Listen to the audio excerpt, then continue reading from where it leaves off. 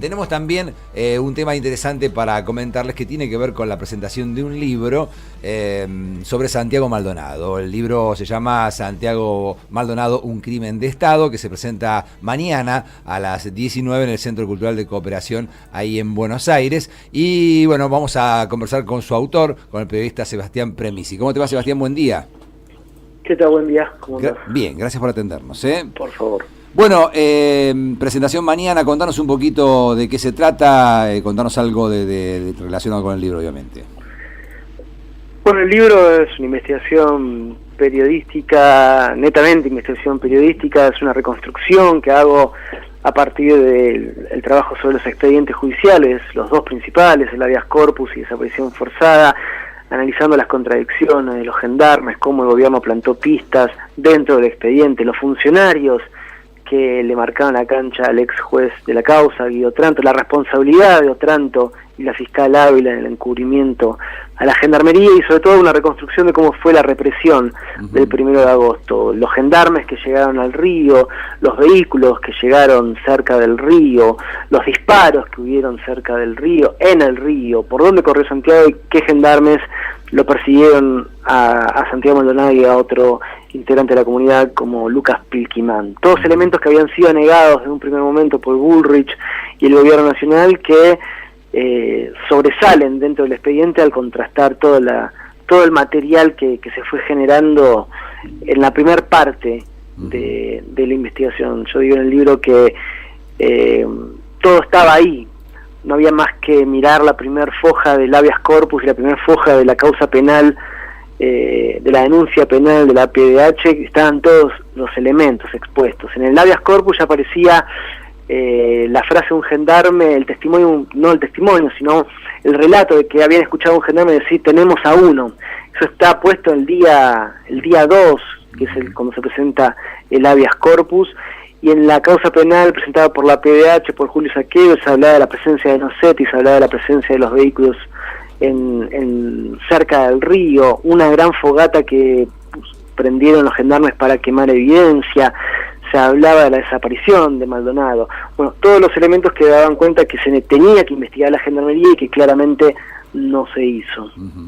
Claro, en realidad, ¿y cómo se fue después informando al respecto, ¿no? Porque hoy parece que queda la idea flotando de que Santiago Maldonado se ahogó y que las pericias no dicen nada al respecto. Mirá, hoy me parece que lo más relevante es poder reconstruir esa represión, cómo fue la llegada de Santiago al río. Yo no discuto la autopsia que indicó que hubo ahogamiento por sumersión conjugado por hipotermia. Pero Santiago Maldonado llegó al río tratando de escapar de la gendarmería cuando tenía gendarmes atrás que le estaban disparando, lo estaban corriendo, los estaban persiguiendo. La corrida fue feroz, y yo lo grafico de la siguiente manera.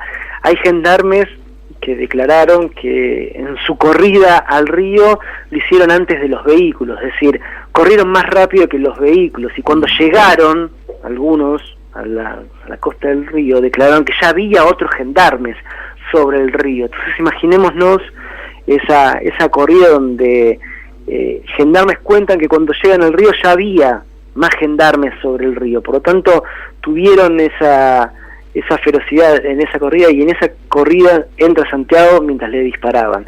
No solamente balas antitumulto, que por más que no le hayan pegado ningún balazo, le estaban disparando, y también probablemente armas 9 milímetros, porque se encontraron vainas servidas 9 milímetros cerca del río, que el juez Otranto se negó a levantar como evidencia, y eso para mí es un dato más que clave de cómo quisieron encubrir el rol de la gendarmería en aquella represión del 1 de agosto. ¿Vos creés que debería ser pasible de un juicio político el juez Otranto?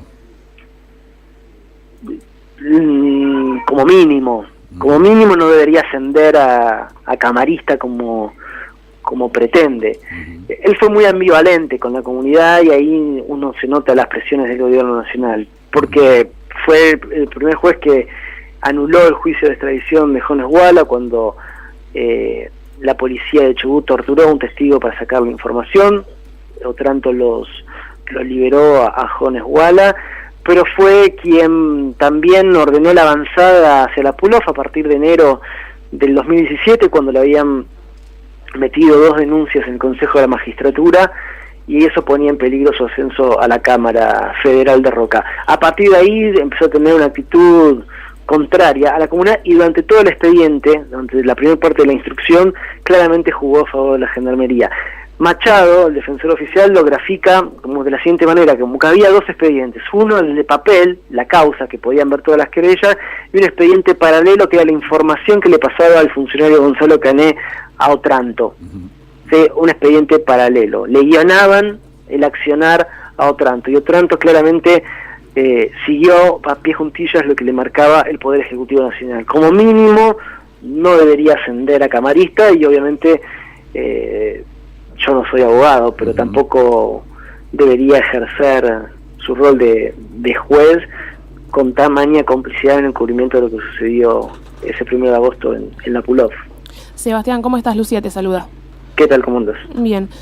Vos que has tenido la oportunidad de investigar en profundidad el caso y que has plasmado en este libro, ¿descartás por completo la hipótesis que anda circulando del criminalista Proeger respecto a que el cuerpo de Santiago Maldonado haya sido plantado y que no haya estado todos los días desde su desaparición hasta su hallazgo en el agua del río Chubut?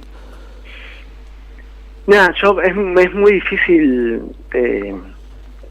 contrastar lo que dice Proeger, porque Proeger entiende la materia y yo no. Yo lo que hice en el libro fue tratar de tener todo el material que me permita a mí afirmar cosas. En algún momento hablé con Proeger cuando aparecieron las fotos del cuerpo, y él empezaba a decir que era imposible que estuviera tanto tiempo en el agua. Después, al hablar con gente que vio el cuerpo, que participó de la autopsia como vedores, me parece que no era el camino ese, objetar la autopsia en ese sentido. Por eso me volqué más a poder reconstruir esa represión y a qué se hizo luego de esa represión, y que esa represión fue la consecuencia de la muerte de Santiago Maldonado. Las camionetas que fueron lavadas, por lo tanto los peritajes que se le hicieron, más que haber llevado el cuerpo de Santiago, y eso es a lo que fui cambiando a lo largo de toda esta investigación, de cómo encarar esa parte de ese accionar del gobierno. El gobierno lavó las camionetas, eso está probado.